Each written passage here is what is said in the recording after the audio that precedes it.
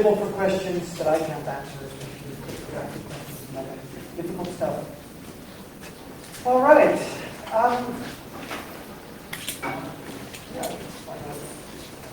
First, let's describe the problem. There's 50 billion GSM SMS messages being sent globally in the first quarter of 2001. Analyzing all the SMS traffic is, of course, very affordable. Do the NSA or whatever your favorite agency is called, or if you look at the amount of data that's just available at one provider. That's interesting intelligence capture. Also, this data is not encrypted in any way. As you know, GSM has encryption. It has two algorithms called 851 and 852, which are used to encrypt your telephone calls as you make them over the air. Both, by the way, are cracked. But these 851 and 852 algorithms are not used until a voice call is made. So if your SMS comes in during a voice call, it is encrypted on the same channel that your call is on. But if you're not in a phone call, the SMS is actually not encrypted. So it goes through the air clearly. Doesn't mean you can just take a modified radio scanner because SMS is changes channel. You have to demodulate a fairly high-tech modulation scheme. So you may need like 100,000 guilders or $30,000 to $40,000 worth of equipment and a little bit of programming. But there's nothing really, really high-tech about how the SMS is carried on the air. No, they're not end-to-end either. They're only between the phone and the base station. As soon as it gets on the ground again, the signal, it is again in the clear. So if you make a hobby out of pointing an antenna between the microwaves between the base stations, you'll actually find the entire GSM network, including all the voice calls, back in the clear. It's nicely modulated in 2 megabit chunks, and it's all much nicer if you want all the calls at the same time than you have to get it from between the phone and the base station. Also, as Job just said, the sender address and other properties of the SMS are trivial to fake. Very easy. So SMSs are not secure. You can't use them for a lot of things. Conventional solutions that we would use if we had an insecure channel, I wanted to use it for secure messaging, like BGP, don't really work. This is hello world, encrypted to 1024-bit key, which is the minimum sort of secure key length. And as you can see, it doesn't even fit one SMS message. An SMS message contains 1120 bits, and if you calculate it, if you stuff all the SMSs completely full, you end up paying €1,500 per megabyte on SMS, just to make you understand how much money these operators are making from SMS. All right? So we thought a little bit about a solution, and we figured out that if we were going to do something about it, it should be an open standard. We are not a consortium consisting of Nokia, Ericsson, and God knows who else. So anything we do to have any chance of surviving, it needs to be open. It needs to have the same basic functionality that BGP has. It makes no sense making something which has to work with fixed keys, which you then have to distribute over mail or something. It should be able to work within itself, this technology we're building. So it should have public keys encryption. You should be able to sign messages and keys, and you should be able to revoke these keys, send the keys over the same channel, all of that. Of course, we want the maximum cryptographic strength, and we want to be able to implement it on the entire current generation of handheld devices. And we were planning on starting with organizers, anything from comms to the new Nokia 9210 phone, a nice little organizer phone that's just been out, to anything that is freely programmable for us, because for the actual phones, we end up depending on the manufacturers of these phones because they often don't let third parties program for their own phones. Where possible and practical, we also want to minimize the meta information visible to an attacker. Because, for instance, with PGP, if you turn off that phone. For instance, with PGP, you can actually see who the message was scripted for. So we're trying to minimize that information. And most importantly, we want to really jam in these messages so that we get the most possible characters in one SMS, because SMSs are hell of expensive. For this, we built a system which we call sems. Secure encrypted message service. Short encrypted message service, sorry. And we use RSA public key cryptography, and we use it directly. We don't, as in PGP. PGP, as you may or may not know, has session keys. PGP makes a key and uses conventional encryption, not a public key system, to encrypt what goes over, what's in the mail, and then only encrypts the session key using the public key method. But because our messages are so short, and because we don't want to waste any space, we can encrypt the entire message in the RSA message. And we have two fixed key lengths in the system, designed so that the messages, which now correspond to the key length, precisely fit either one or two SMS messages. As you can see, that makes up 1112 bits or 2208 bits. How many messages does that make? It means you can put a medium security, as in an 1102-bit key message in one SMS message, and a high security in two messages. And a message can include a signature.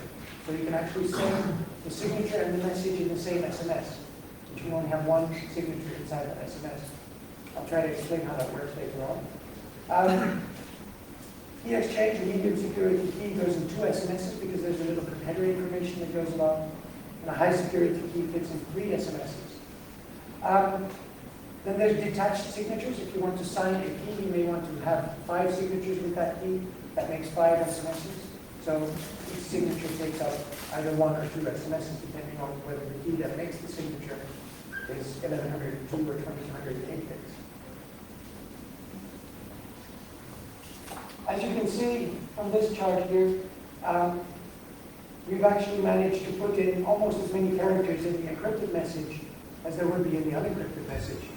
5 big characters, for which we use a scheme very much like the old telex scheme Bandeau, which is a very funny scheme in its own right because it switches between characters, between letters and numbers with special characters. So it's a very funny encoding scheme. But if you insist on, if you can live with only using capital letters and not switching between letters and numbers too often, you can actually put in more characters in your SMS than you could if you sent it unencrypted.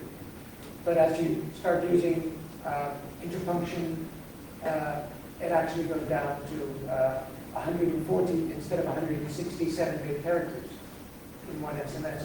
So it's still, the number of characters that fits is still very much like a real SMS. And if you are willing to send 2 SMSs, you can actually stick much more in than you would be able to stick in 2 separate SMSs. There's a number of things we have to worry about cryptographically. I don't know if there's anybody here that have deep cryptographic knowledge, or at least one person. We're using RSA directly, and we're using a small fixed exponent. And our messages are very long with respect to the length of the key. Normally this means trouble because there's several well-known attacks against RSA, which are most dangerous in precisely such circumstances, of small exponents and a very long message with respect to the key length. There's a number of cryptographic attacks there. We insert 80 bits of random data because otherwise I could just encrypt. If I am the NSA and I see A sending a message to B, Alice sends a message to Bob, and Bob sends a reply, and I can guess that Bob either says yes or no, then I can encrypt yes and no to Alice's key and see if any of the two matches. So the message gets padded, as it's called, with 80 bits of random data to make sure that this answer guessing cannot happen. Because I cannot guess 80 bits worth of RSA calculations to see if any of them matches. We put in redundancy, which is extra bits to make sure that like and double-like attacks are not possible. That means we can actually see that what we're decrypting makes sense, that it's actually sent by somebody that has performed the RSA and not just somebody that's trying out random to see if we reacted independently. We need to go further to make sure that even if the attacker knows part of the approach, you wouldn't know enough about what actually went into the RSA function. RSA is a bit tricky. If I, for instance, have a length field in my input, say there's 10 bits of length field, such as in sems, then that length field, one could guess that most of that would be zeros for most messages. And if one knows parts of the input of that RSA function, because that's basically a large number, it's easy, you can start doing predictions about the output of the RSA function, which of course is something we don't want. So what we're doing is we're using a scheme called shake, about which really can answer some questions if you want later on. And shake basically chops up the message into blocks of 160 bits and performs SHA-1 hash functions on these blocks by SHA-ing one block with the next and so forth and so forth. It's a completely keyless function, which means anybody that has the output of the function can invert it and get the input back. There's no keys involved, except if you change one bit on the input, all the bits on the output change. So unless you have all the bits on the input, in which case you wouldn't need any decryption anyway, you can't say anything about the output. It's like a means of distributing all the randomness that's in the input evenly over the output. So we know there's 80 bits of random in the input, because we've studied them ourselves, and we're distributing these 80 bits, sort of we're smearing them out over the entire input of that RSA function. That's what I'm saying there in the last point, actually. Yeah. A little bit about the key length. The largest factorized RSA modulus, and then in very small print that the academic community is aware of, is now at 512 bits. Doesn't mean the NSA can't crack anything bigger than that. It just means lots and lots and lots and lots of fairly heavy-duty computers on the internet are at about that level. 1024-bit keys are still widely used in all sorts of standards. All sorts of electronic cache systems are in trouble with even smaller keys than that get cracked. And this chart here displays what's called infeasible by Arjen Lenstra and Edith Hill, two researchers that have researched key length and researched feasibility in terms of computation. And when they say it becomes feasible, it does not mean it becomes affordable even for the NSA. It just means this is sort of the chart of what all the computers on Earth could do at that point. As you can see, 1112 bits is not going to become remotely feasible until 2005. 2208 bits is going to be safe until 2025, by which time I won't care anymore. As I said, sems is an open standard. Other parties can and should build clients, remailers, key servers. The protocol is built in such a way that you could actually build a remailer. We figured out, but haven't prescribed yet how one will do that. And then you could have a remailer that goes inside that phone. And then I could give that phone to somebody or stick it in an address somewhere with a prepaid card or whatever. So key servers could be running inside phones or on computers on the internet or whatever. NEH6, which is our company, I'll talk a little bit about that later on. We plan to release sems clients for popular handheld platforms. We plan Palm, Nokia 9110, 9210, Psion, which is also simulated a computer operating system, and the iPad, and maybe the Triumph phone and other organizer-like phones that are coming out. Of course, we'd like to have it inside phones. On the other hand, doing key management in a phone with a display this big can get pretty hairy. So we're thinking it's a sound approach to do the organizers first. As you can see, I've sort of underlined all the happy words on this slide. Open standard, free for non-commercial use. Source will be publicly available. And we're hoping to kickstart the review process by funding cryptographic expert groups to look at the standard and to look at our implementation to see if they can find any flaws, fundamental flaws in what we're doing or implementation flaws in how we've done it. As I said, NEH6 is our new company. It's brand new. It's only 2 or 3 months old. We've actually done stuff. We plan to make money by selling licenses for the commercial use of sems to parties that need authenticated and/or private short messages. Could be stockbrokers, could be banks, could be other corporations, mobile providers, anybody. We also think sems is the only is a reliable basis for mobile payment systems, transaction systems, because it actually has public key cryptography. Now, Nokia and the banks, they're all planning to roll out their mobile trust systems but they're not there yet, and they're huge and centralized, which come with huge public key infrastructures and huge problems of their own. And we're hoping that sems will fill a niche as kind of a small system which can be used by smaller parties that need trust and public key infrastructure. Well, let's see. As I said, we're concentrating on getting things to work. There's actually a sems prototype now that runs on the PC. I could show it, but it's not very spectacular because it lacks any kind of user interface. This place does, and then it says done. But sems is running, so we're working on the first implementations in handhelds in the next weeks and months, and we're hoping to present it soon. I guess that's about it for the part about sems. We can talk a little bit more about the company, but I'd also like your input, questions, and ideas about all of this. First question for the slide. You say it's free for non-commercial use. So you're talking about the client, not about the standard. The standard is free for everybody. Everybody is free to implement anything commercial or non-commercial based on the standard. The clients we write are free for non-commercial use, but for pay you have commercial use. Approximately, when will be available the source code? As soon as the clients are done. We're not making the source code available any later than the clients. In the next few months, we should be seeing the first implementation. Let's not promise anything sooner than 4 months or 5 months, but hopefully sooner. And by the way, there's also nothing in the standard that's licensed or patented. So the standard is completely open. There's no requirements whatsoever. The standard is finished and available? The standard is finished and available. It's actually, oh, this is something else. Yeah, okay, this is the URL for the standard. There's a slightly older version on there. It's 2 weeks old, but there's been a few minor changes as we start implementing. So don't download it and implement anything until like the day after tomorrow. This is also something I should talk about, the sems clients we plan on building.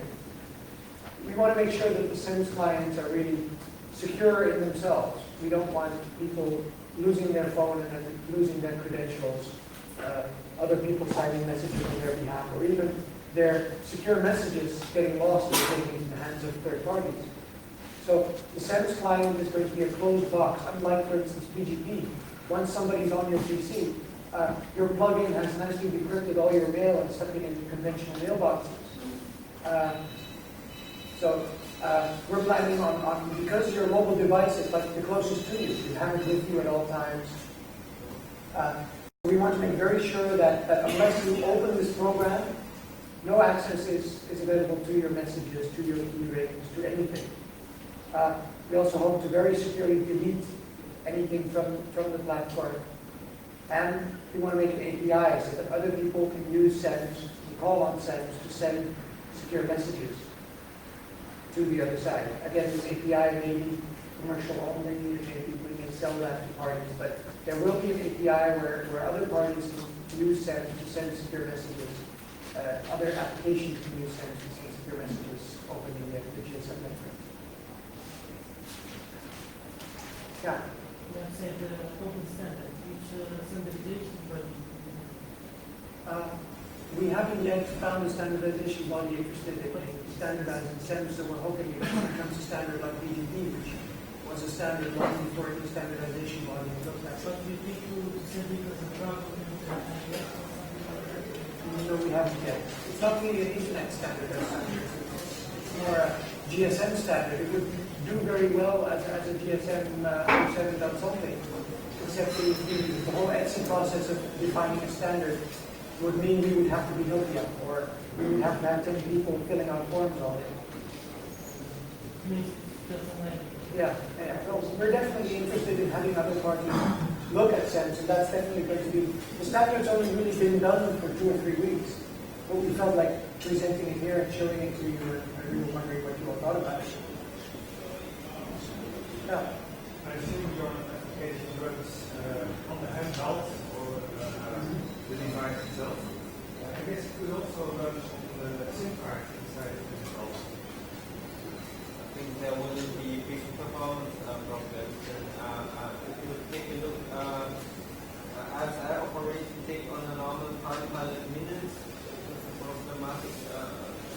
you have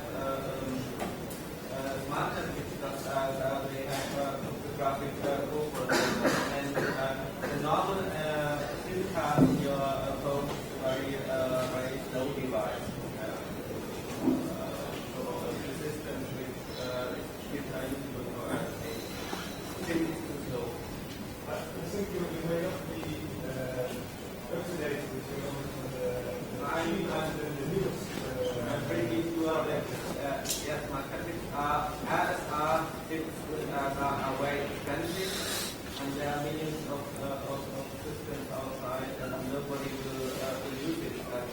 In this scenario, millions of since I'm updated in the knowledge about cryptography and mathematics, but it will not be in mobile phone for years. Well, if somebody wants to implement it on stage, by all means, we do. The funniest implementation that we have, that somebody has proposed, is to build a version of sems for the Game Boy Advance.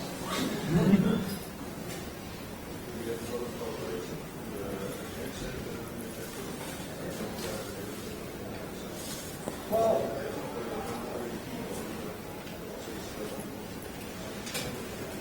the question is, do we have lots of cooperation from the handheld manufacturers?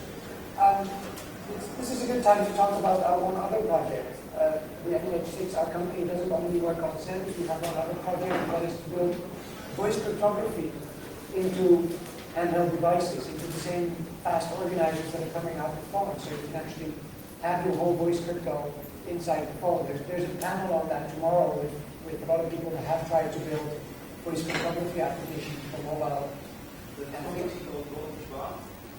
Yeah, that's going to be a large part of the discussion tomorrow. Yeah. Because when the company says our equipment is 128 bits and don't say anything else, that's trouble. Well, if a company says our encryption is really good, but we can't show it to you, that's in itself. But the voice crypto is a very interesting theme, and we're working on it, and it's going to be part of the panel tomorrow. And we're trying to use the same approach to get open source and available source cryptography out of mobile devices. But why I'm talking about this now is because for that project we've been talking to handheld manufacturers, mostly Nokia, and we found them very hard to talk to for small corporations. They're probably really easy to talk to if you are IBM or if you are, but we found them even when addressed very politely and very consistently with very, in our mind, very simple questions, we found them very uncooperative. I think mobile phone providers have to really, really get used to the fact that they're actually releasing stuff that other people are going to be programming for. For them, this is a major culture shock. So it'll take a few years before that wave actually comes through. And we may actually be seeing the most openness and awareness of all these topics at an unfamiliar point, which is Microsoft. They're opening up large parts of the source of Windows CE, and they're understanding that other parties will want to program for mobile devices. So the phones with Microsoft CE will actually probably have a head start in terms of the ability of others to freely program for it. Yeah. Basically, people are saying that the public is not there's no everything is racial. It's certain it's not the same future. There's a agree. So you want is it also fixed or not? The question is regarding the fixed exponent.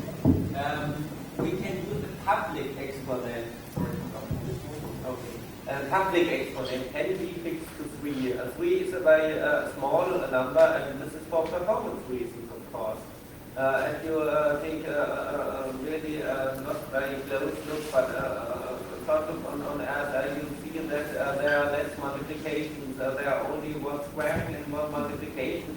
And that means it's much faster than if you choose 17, for instance, or F4, which is another common modulus. But you have to take care of a lot of cryptographic problems if you have a short exponent, and we need it. And yes, we know it's dangerous, and yes, we we had a big ceremony, and yes, we designed a new scheme for signatures and encryption, which is provable more secure than everything exists till now on the internet. This is not a big point. If you're interested in phones, why couldn't you use for elliptic curve? Yeah, elliptic curve is a bit voodoo. I studied mathematics, and I also advised master thesis about elliptic curves, and I talked to really famous number theory experts, and the only thing everybody can see about elliptic curve, we have to find a good strategy to adapt this scheme. The other thing about elliptic curve is that it doesn't encrypt in place, meaning you would waste half the message to get a key across for the other half. So it wouldn't match with our strategy of trying to really compress the hell out of these messages. And you consider using public exponent too? Yes, we have thought about it. This is a good idea because there are Rabin schemes which are always faster, but sorry, it was mainly a marketing problem. I really enjoyed, I did a lot of research regarding Rabin scheme. The question is fixed exponent too. If you take a look, and there is a scheme called Rabin scheme, and I've done some research during my university time, and I really would enjoy it, but at the moment, I think ASA is very trusted, ASA is patent free, and so we should use ASA. And we have also a hook for using X5099 stuff later in the thing. But we have a fixed version field where we can integrate Rabin as the next research step. And of course, we will also take a look on elliptic curve, but please keep the remark from in mind. Our packet length exactly fits in one ASR operation. So if we do elliptic curve is 160 bit, we have to perform 6 operations to encrypt the whole message, or do hybrid schemes, and so it's not clear. We are not so much faster than we would expect in other scenarios. The other thing is, of course, we want to make sure that sems doesn't break the way BGP is programmed. BGP versions don't talk to each other. There's all these international versions. Some versions do different hierarchies, other versions don't. We want to avoid the sems breaks in this way.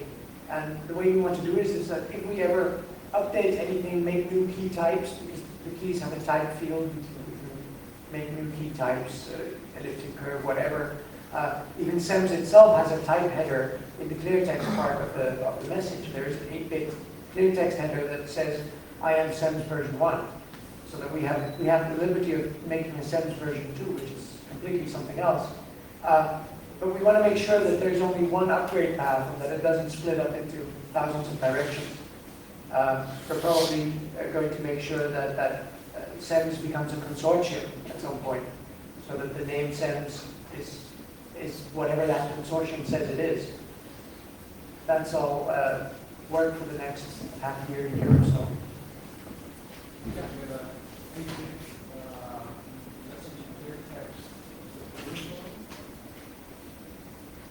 There's an 8-bit header in clear text that has 3 bits of those on the sems version. Sorry? That is outside of the secure envelope. So there is. You could easily filter the sems messages based on that, but you would be filtering a lot of ringtones and other stuff, and you could do all sorts of tricks to make sure that your traffic becomes invisible. But that's it's relatively easy for someone to figure out that that's not really a ringtone, or that that's not really. So we haven't really tried steganography. We've thought about retailers, and we've thought about ways of making them making sure that they pass through all SMSCs. We didn't dare to do 8-bit messages until we knew for sure that all the SMSCs would pass them, and that happened because of ringtones and and all the new SMS development. No provider wants to miss out on all the money to be made from people downloading $1 ringtone. So the money has helped us here in the fact that all these providers now support binary, transparent, 8-bit SMS. If that wouldn't have been the case, we would have had to move to 7 bits, and some escaping scheme did it already. But of course, it's a good question. We have taken a look on this ringtones, and we have been told they really waste a lot of space for the handle. There's a ringtone coming. We are really sure that it's ringtone and for loop. And we had in mind that SMS is very expensive. Because the slide of 1500 is even worse because nobody usually uses the full 160 key strikes that are possible. So it's really unbelievable amount of money they make with it. But it's of course a nice idea to write a small tool which stacks our SMS message into the cryptography way into some ringtone.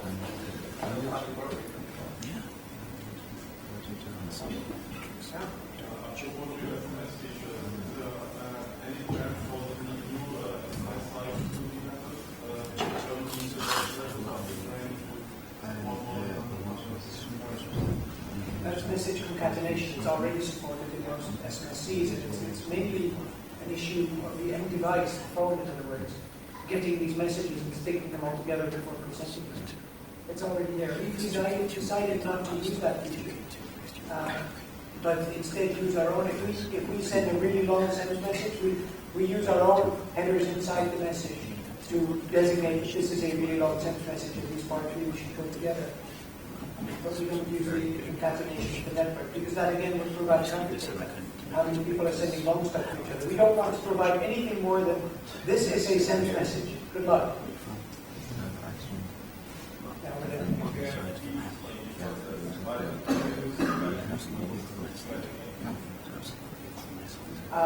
Because I only want to transmit one key to you and then be able to communicate from there on out instead of having to send new sessions all the time.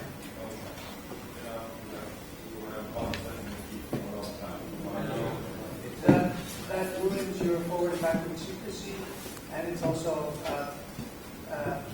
it's not a really clean way to approach the problem. You'd rather have a very clean public key system, which is simple to understand and easy to use. I think it would be good if we implement the 7-bit transfer code or whatever anyway, because at least in Germany, 8-bit works okay, it has the same network. But there are problems sending from one network to another in some cases.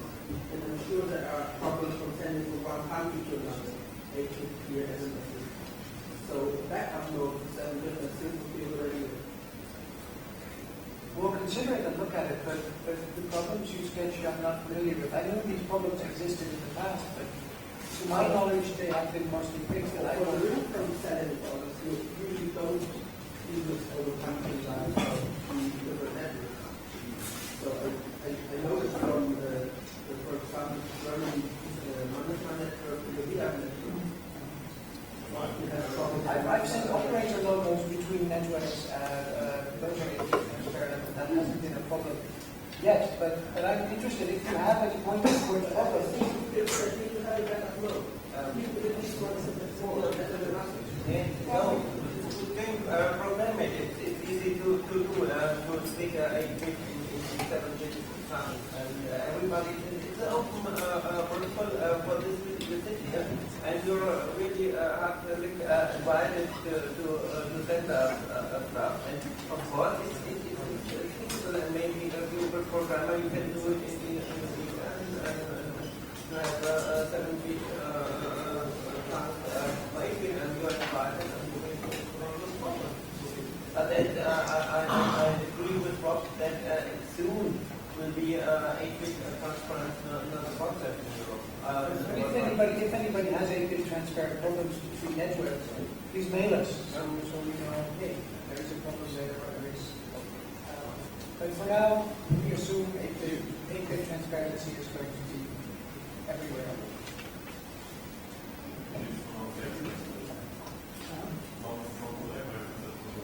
We can do the UU encode, of course. Yeah, I think it's much easier than we have a 7-bit transport mode integrated, so please, we have 7-bit and 5-bit modes in out. So that's for the you can do UU encode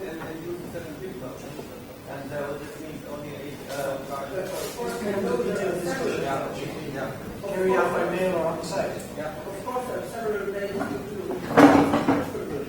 but there should be one standard. Okay, everyone has its own way, because then we're back to whatever. You're absolutely right. I won't think about it, but yeah. See, they don't talk about it. There's not kind of new option or something from the or what. Because I think you Sorry? If they don't form an actual. There should be a PDF. Which, okay, the PDF will be there in 2 hours. I'm sorry. No, we were not planning on distributing it on .com.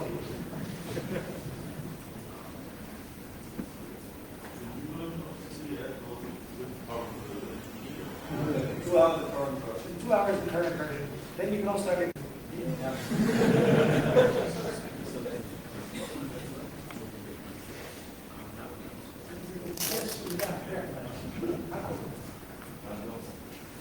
Is there any way to get my sems key out of the existing We've thought about that for a long time and then figured how many people have 1102 and 2208-bit BGP keys. And so we figured people would be generating them for sems anyway. And there's this is Rudy's favorite topic because he's always trying to push me to somehow make sense to the rest of the world. And he said, we should be able to import from X509 certificates, we should be able to import from BGP keys, we should be able to export to some god-awful standard format. And my philosophy has always been to first finish sems. Sems wouldn't be here if Rudy had had his way. So I'm trying to get something done which would work inside itself and which works cross-platform on all the organizers. And once that is there, I am happy to link it to the rest of the world if people want to use their existing 2208-bit BGP key. They can then use it. But I first would like to create something which works inside itself between all the notebook, all the organizer platforms. But really it has smuggled some hooks for this I think the private thing is strategy is using the old type of transport. Yes, and of course we can check what we exported and ask for using the BGP infrastructure.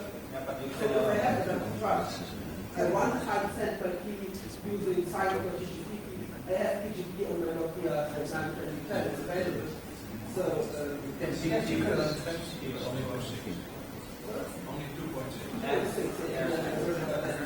And with that, of course, you can sign sems key with the BGP key without problem. But really, I would like to have it in the upcoming version also a strategy to deal with 1024 bit and also with the X509. I don't want to have the certificate management, but I want to steal the secret BGP information from a X509 certification in this one. Also, the main identifier of the sems key, you'll see this if you look at the protocol on the side. I really didn't want to get into all the technical details because I wasn't talking more about topics like this. But the main identifier for a sems key is the telephone number in international format. So it is really geared towards SMS transmission. That doesn't mean for anything else. You can also leave the telephone number blank and use an email address in the description field. And sems is really meant as a means of encrypting short messages of any kind.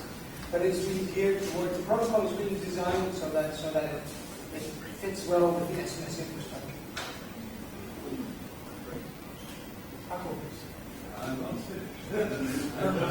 I'm just suggesting that probably build a message type which is a little more less secure than the less secure message, which I can perfectly use 1024 ASL key, which I have in my BGP key. Why not? Yeah, I'm using it a little bit security, but I can still use my own BGP. So we could use we could make a key type for that. But what would be against having a sems key? Because you would be receiving SMSs on it, so you would want to include your GSM telephone number in the key somewhere anyway, because it's the way for people to see who they're sending the message to. So, but yes, it's we haven't considered interconnection with other standards as a main problem yet. We first wanted to get something working. I did additional to this. I did some hacks with this mixing operation. This mixing operation leads us to the point that you can, of course, use 1024 bit as a 1100 something bit key. You can define 1100 something key with 100 O's and then the 1024 bit.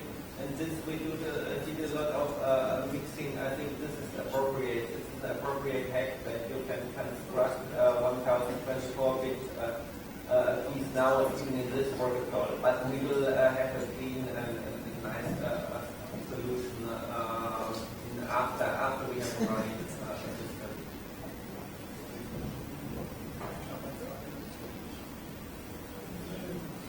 Questions? Remarks? Ideas? Yeah.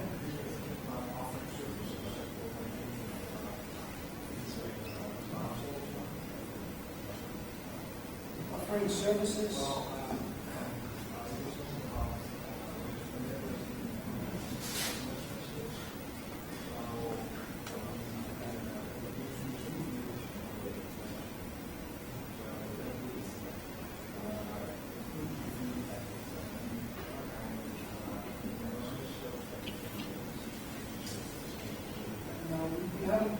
The question is, have we considered using tricks like spoofing the originator, which John has talked about, to foil traffic analysis on the networks?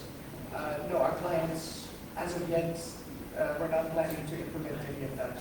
I guess we could, or somebody else could. As I said, the source to our clients is going to be available. So you could do it for yourself, or just make a version that does that. But no, we're not planning that right now. And of course, you have a connection to your key. There are two information of the originator of the SMS. First, the weak authentication over the network we didn't use in our protocol, and then second, sense information that this is encrypted or signed with that key. And please take into account we didn't use any network service which is offered as we have our own, and though you can use makeovers, we can do IP over that. But then you could maybe in the standard include a field for the true originator, which is then encoded, so that you can take the sender on the material level, on the protocol level. If you sign a message, the message includes who it's signed by, and that is true authentication, yes. So that's already in there. The other thing that's maybe interesting is this voice crypto project of ours, which much more on it will be told tomorrow. The voice crypto project foresees in biometric authentication, which means just because the two parties know each other's voice, they can read each other a number, a hash, which results from the key setup procedure, and thereby know that there is no man in the middle, just a man in the middle. Even if we had two of these devices, could never make the same hash appear on both sides. It's a story we'll talk about much longer, much more detail tomorrow. It sounds like magic. But we were thinking of augmenting this system by adding sems authentication to the crypto telephone, so that you could use your existing sems key, and maybe even your existing GTP key, to authenticate to the other side, apart from this biometric system. So we foresee possibilities in sems other than just encrypting the SMS messages. You could foresee creating signatures with your sems key and then doing something completely different with the signatures. Maybe this voice crypto thing, but maybe completely other things, where you use your device to go on the internet, but just sign something with your sems key inside the sems company. So things like that are foreseen. Do you foresee? Oh, that's a funny number. We foresee methods of using the sems key as a really decentralized web of trust. For instance, a stockbroker with 200 clients doing major transactions doesn't need the rest of the world to agree on public key infrastructure, which will be here 3 years from now. The stockbroker just needs to know that these 300 people are the 300 people they really think they are. So we're hoping sems will have a role in those kinds of transactions. If, by the way, anybody here has really a lot of information about the Nokia 9210 phone over there, or any other mobile devices, or is a really skillful programmer for these devices, we would like to talk to them.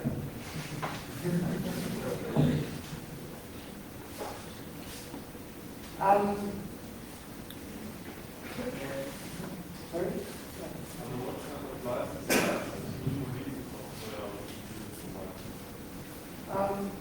We will basically be fairly restrictive in the sense that our clients are going to be available source, meaning you can use them for yourself for non-commercial use, you can download them freely, you can look at the source, but you can't base anything upon our source.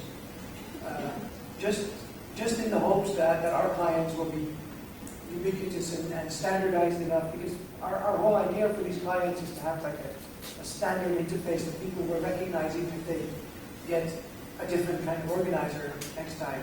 So we have to be fairly tight about our clients. But as I said, everybody's welcome. The standard is completely open and unencumbered, and everybody is definitely welcome to implement their own, and they can release it under GNU or release it under anything else. We're presently working at NAH6 with 5 people now, and we need to recuperate a little cost to make sure that we made some money, so we can't release everything we do under GNU, but we want to make sure that the standards we build, anything we do in terms of actually devising the means of communication is open.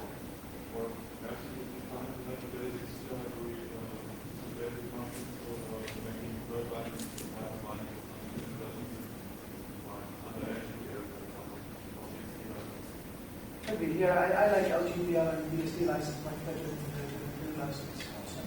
But it's all under consideration, but let's first not get ahead of ourselves. We don't have 30 people sitting there. There's 5 of us, and we've got to get these clients out for the organizers first. But yes, if you want to help, if you want to program, if you want to do stuff, by all means,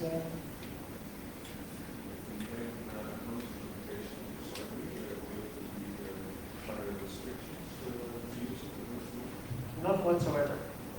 The standard, as I said, is completely open. We are free to do as we see fit. We got a license ourselves to use a big young library, of which the only license agreement was, yes, please use my library. I know I sell it to a large number of large corporations. Please use it. You're such a nice small company, but remember me if you ever become a millionaire from this. Remember me in your will. Have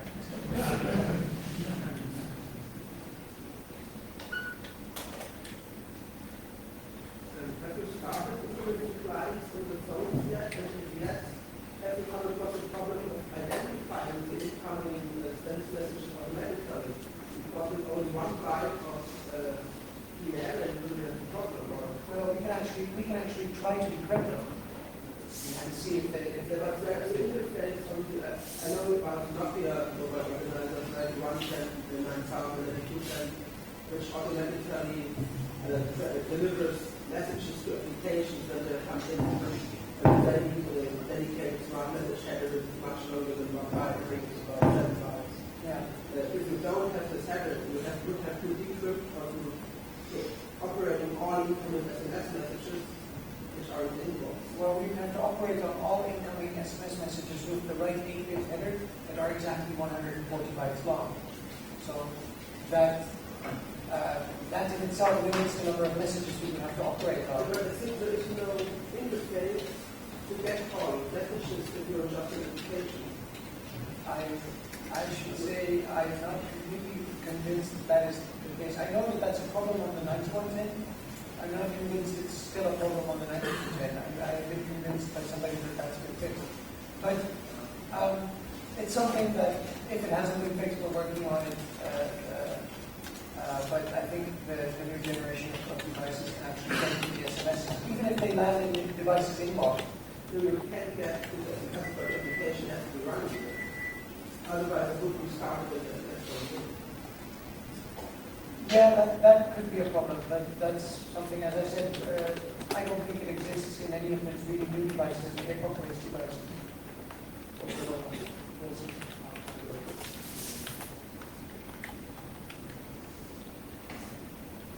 All right. Yeah.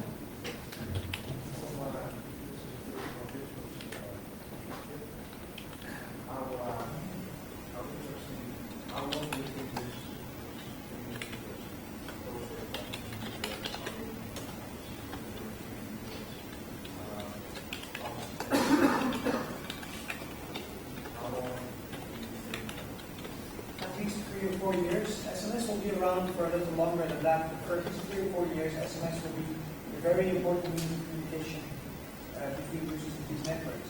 But having said that, looking at the problems of introducing UMTS and introducing GPRS and introducing GPRS devices, UMTS devices, I was shown a UMTS phone recently, and it occupied 2 racks in a van. So, looking at the problems they have in rolling out these new technologies, we might be still sending SMS 15 years from now. I mean, we thought DNS was going out in 1995.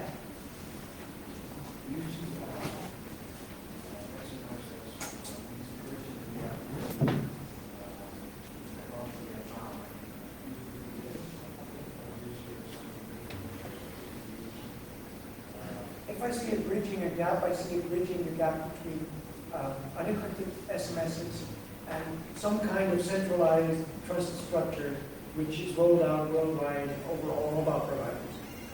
But that is years and years off, and mobile providers don't understand, or at least I haven't seen a true understanding of the problems of a global public key infrastructure and the certificate management that goes with that. So, but if we see that happening 5 years from now or 2 years from now, that in itself could bring whole new means of encrypted short messages, and could bring whole new means of authentication. But if anything, I see it bridging a gap to that. Because there will always be some kind of short message. And honestly, if you look at the price of a short message, basically 20 euro cents per 140 bytes, they're not going to give that one up for anything that's much, much cheaper than that. So there's always going to be a market for really, really small packets. 15 billion in Q1 times 20 euro cents. That's worldwide, yeah. Yeah, but the average end user pays as much as 20 euro cents. 50 cents. A lot of them are using German.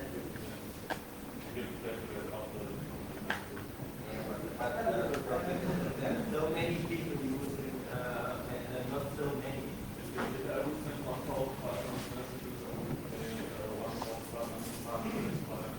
That's not typical SMS usage.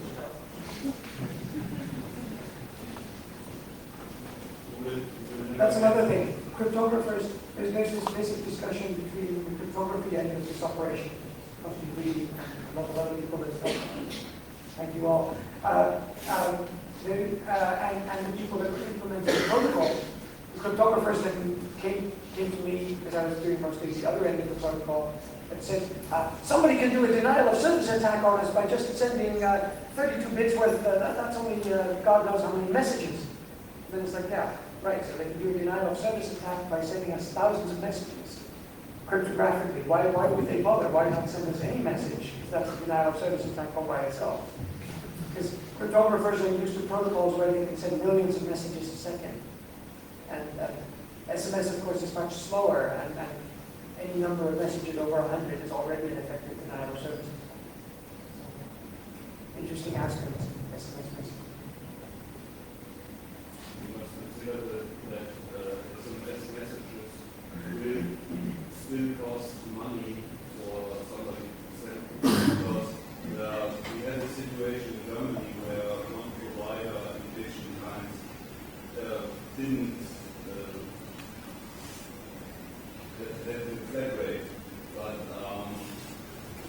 when people use this often, the whole organization channel and the heaviest communicate over will be blocked by SMSs. So we had situations just in Berlin where you have a public cell and you can't phone because all the SMSs, the travels along the air will block all other messages. Sounds like just 5 years ago. Yeah, there is that. There is I don't think SMS will ever be free. I'm hoping to be a little cheaper than 1,500 euros per megabyte. And I think there's a profitable margin somewhere in between where they are still profitable for the operators and not so very expensive for us. But we'll see what the future brings. We'll see if the prices of GPRS go down. As you can see, sems is relatively simple in the sense that it doesn't count on any of these new technologies being rolled out at a giant scale. It uses what we have today to create some kind of security. I just want to do one more question and then we get out of here because we're already over time. So let's do one more question. Okay, that's it.